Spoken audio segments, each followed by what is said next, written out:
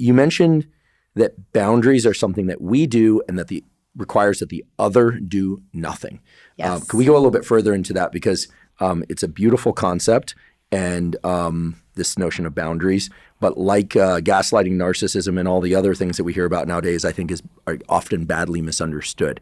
So tell us more about boundaries and how that looks in the action sense of it. And this is all so connected to what you're saying, that other relationship. I'm a person, you're a person. And so many times that's actually is what gets merged. And so my kid gets upset that I say they can't watch another show. And a parent really in that moment, it's like whose feelings are whose? Like they were upset. I was upset? A second ago I thought I should set the boundary, and now all of a sudden I'm changing my mind. There is this complete role kind of confusion and merger, which is one of the main reasons that kids get actually really scared and escalate their behavior because they don't have a sturdy leader when they really need one, right? So boundaries are what we tell someone we will do, and they require the other person to do nothing. I like this definition for a lot of reasons. I'm just very practical. So it allows me, after I set a boundary, to assess, was that a boundary or not, right? Because let's take the TV example. It's whatever time at night. My kid has just watched a show, and they know they're supposed to watch one show and then, turn off the TV. I hear from parents a lot, my kid doesn't listen, or my kid doesn't respect my boundaries. And I'll say, okay, that sounds hard. Let's get into that. So then I'll say, so I told my kid to shut off the TV. They just kept watching. They just kept on. I told my kid to stop jumping on the couch, and they kept jumping. They don't respect my boundaries. They don't listen. To me, this is a beautiful example of this is a problem, I agree, but this is not a boundary problem. You made a request of your child. And frankly, if you have I'm making this up, 7-year-old watching TV, I'm not so good at putting away TV and a phone at night. It's just hard for me to do. So your 7-year-old probably is just, addicted to what's ever happening. And we're kind of asking our kid to do our job for us because we don't want our kid to be mad at us or whatever it is. A boundary in that situation would be saying, oh, you didn't put off the TV. Look, by the time I get over there, if you haven't turned off the TV, and I don't want to do this, but I will take the remote out of your hand and shut it off. A boundary is saying, ooh, after my request doesn't work, can you get off the couch? You can jump on the floor. Look, if by the time I get over there, you haven't gotten off the couch, I will pick you up. That is, I'm not going to put the success of my intervention in my 7-year-old's hand. I care too much about my own needs and my own role as a leader in my home to do that, right? Same thing with, let's say, in-laws. My mother-in-law doesn't respect my boundary. She always shows up without calling.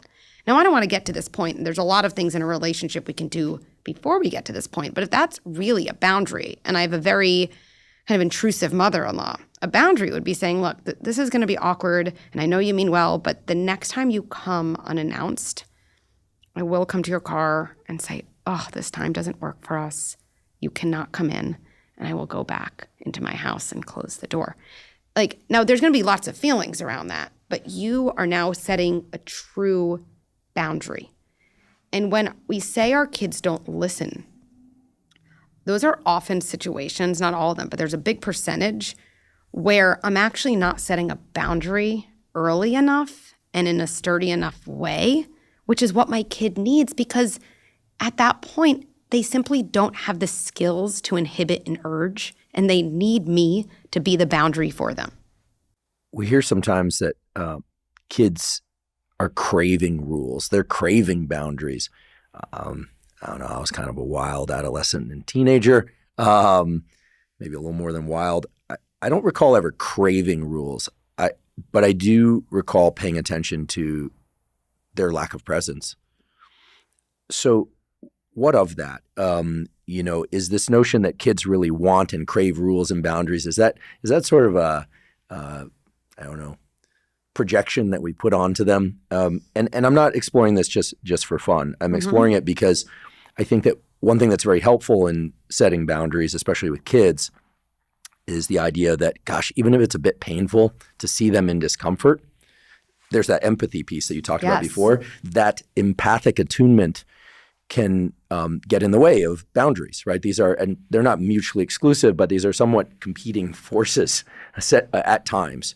So if we know, or if we can acknowledge or at least explore this idea that rules are deep down what they really want, not just what they need, yes, maybe it would help. Yes, and I think, by the way, in my taking, the remote away or taking my kid off the couch, just to be clear, if I do that to my kid, like they are not going to say, oh, Mom, you are the best mom in the world. Thank you. They are going to cry and scream. And that's where boundaries and empathy, those two parts of our job, actually do always go together. I think they're actually partners. They're not actually at odds, because as soon as my kid is upset, what I would say to them is, oh, you wanted to jump on the couch. It's not as much fun on the floor. Oh, you really wanted to watch another show. You didn't even want it this big. You wanted to watch it this big.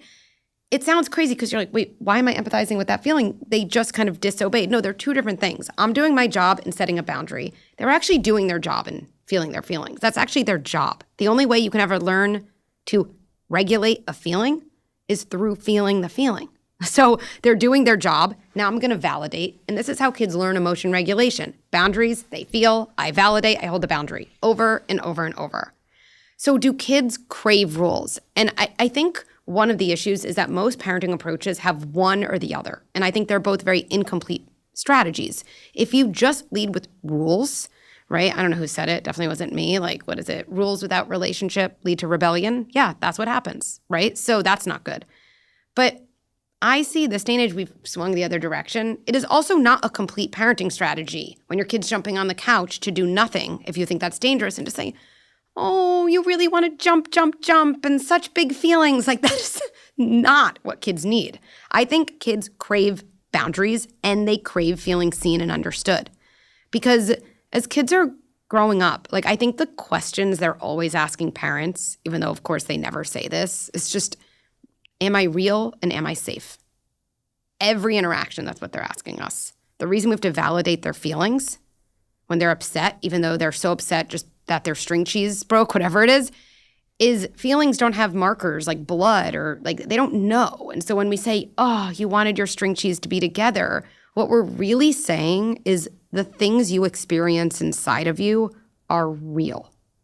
But kids are also desperate to know, like, how far do things go? No one likes to feel boundaryless as a kid. That's terrifying, right? And so when we set a boundary, we actually say to a kid, like, I will always protect you. Like, I won't let things get so far out of control. So I do think, I don't know if it's rules, but kids crave connection. And I think boundaries and kind of validation and empathy, they are the two forms of connection that kids, are really desperate for.